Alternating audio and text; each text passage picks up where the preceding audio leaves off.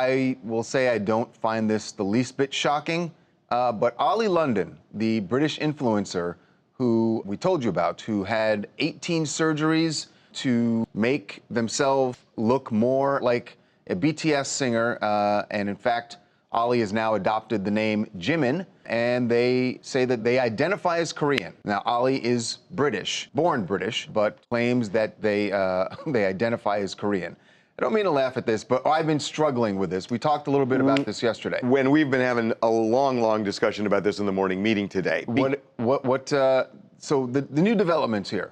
One, Oli says they are getting death threats, that a lot of people completely disagree with this whole concept of being transracial, and that they are threatening them online. Now, the other part of this is, and we started to talk about this yesterday, how does this compare to Rachel Dolezal?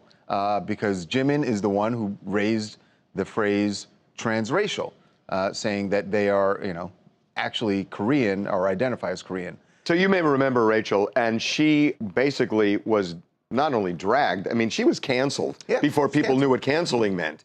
And she was canceled. She's a white woman because she was presenting herself as a black woman. And as a matter of fact, she was the head of a local NAACP chapter. Mm-hmm. So she identified as black.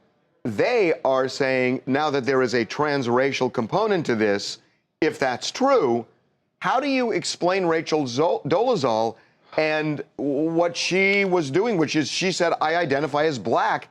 I presented myself that way. I was actually, running the that chapter of the NAACP, and she was canceled. She taught African American studies. That's right. Well, we talked to Jimin about Rachel Dolezal. This was their take on Rachel Dolezal, and I got to say, pay close attention to what they said, because to me, this is part of why I'm having an issue really getting on board with Jimin's story. A lot of people, since I've come out as transracial, are trying to compare me to Rachel Dolezal. And, I respect that she is the way she is and she identifies the way she is. But the only person I want people to compare me to, is Jimin. So please, guys, everyone, just compare me to Jimin. That's the only person I want to be compared to. But in terms of Rachel Dolezal, obviously she had a lot of backlash, and I'm not one to judge, if that's how she feels, if that's how she identifies. I know she was doing a lot for the African American community. She was doing a lot of campaigning for them until everything kind of blew up in the news and people kind of exposed her and stuff. But I just think that, we're only born once. We should live in the body that we feel like we identify in. So I think, listen, I think the problem that you're having, that I'm having, you heard what they said, right? What they said was, only compare me to Jimin. Only compare me to Jimin. But you can't do that. You can't do that. You cannot do that, because if you are transracial, it should apply. Jimin, the singer from BTS, is not transracial. No, and it should apply more to Rachel Dolezal, because the weird thing about this, to me, is that Jimin did not say initially, I identify as transracial, said, I identify as a BTS singer. And then it moved to that. Yeah, I think that's kind of the point here, that as far as their story, it doesn't sound all that believable on its face. And I want to also point out that they did not answer the question as to why they can't be compared to Rachel Dolezal.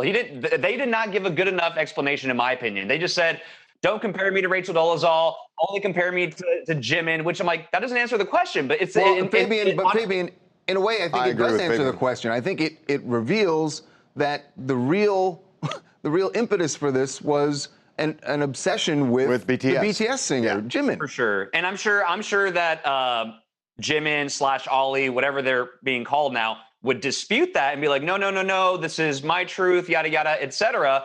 But people can make up their own minds. And in this specific case, it's funny because Rachel Dolezal's case seems more authentic than this person. Yes. It seems more authentically transracial. Absolutely. If we are going to accept the phrase transracial, it applies squarely to her. Squarely with Rachel. Squarely to her.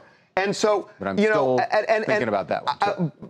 And I get it. I get why you're thinking about it. But at the same time, one of the things that I think has been lost with all the social media stuff is that, people complain about everything. And when they complain, people automatically say, well, that must be wrong, what I've done, and you apologize to that group. You've got to look at the consequences of, if you apologize for this, and if you don't believe this, and I'm pointing to anything in particular, then what impact does it have applying it to other areas that you might be uncomfortable with? I actually have a point about that, Harvey. This world is fickle. Their sentiments are fickle. So I would just say stick to your guns, because the tide might change in your favor at one point. So hold on a second, Fabian. You're the one who was on here yesterday saying you're going to wait and see what Twitter decides. And I was jokingly saying that. I was jokingly saying that Twitter is the bane of my existence and also my job, kind of. So I don't know. Sierra Lynette from New Jersey. I don't condone sending death threats, obviously, but I think there's a very large difference between cultural appreciation and cultural appropriation, and this is just an extreme case of appropriation. Nailed it. I just half an hour ago, I was talking to someone in the office about that, and I said, you can appreciate a culture, you can even empathize with the plight of that culture.